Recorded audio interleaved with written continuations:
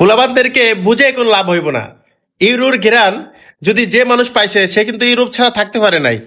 তো পোলাপান আজ থেকে ওই এশিয়ার কথা বাদ দাও, সৌদি যাবা, মালয়েশিয়া যাবা, তোমার ওমান যাবা, পুইরে পুইরে সারা জীবন শেষ হয়ে যাবে, লাস্টে দেখবা কোনো কিছু থাকবে না।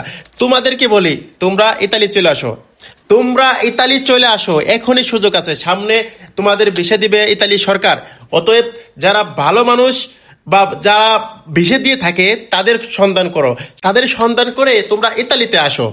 কারণ এখানে কিন্তু ইউরোর ঘেরান বা যে ইউরোর যে ঘেরানগুলো যে শুকছে সে কিন্তু ইতালিতে আসছে। অতএব তোমরা যদি ইউরোপের কোনো দেশে যদি ভালো কোনো দেশে আসতে চাও বা ভালো কোনো কিছু করতে চাও তাহলে ইতালি চলে আসো। কারণ এখানে সব দিক দিয়ে এবং সব কিছুতেই ভালো করে থাকতে পারবা এবং সবাইকে ভালো রাখতে পারবা।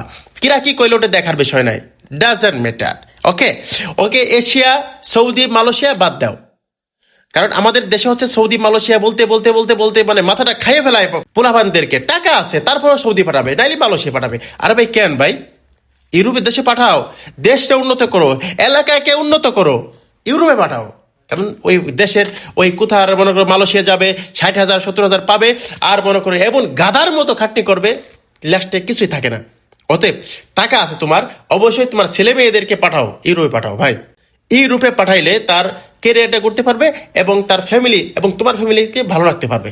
এই জন্য সবকিছু মাথার থেকে বাদ দিয়ে তোমরা ইউরোপে চলে আসো, ভালো কিছু কামাইতে পারবা। সো ধন্যবাদ। এবং যারা আমার ভিডিও দেখছেন, যারা ইউরোপের জন্য পাগল, বিশেষ করে কমেন্ট এবং লাইক চাই এবং শেয়ার চাই। ধন্যবাদ। পরবর্তী নেক্সট ভিডিও তোমাদের সাথে দেখা হবে। আল্লাহ হাফেজ।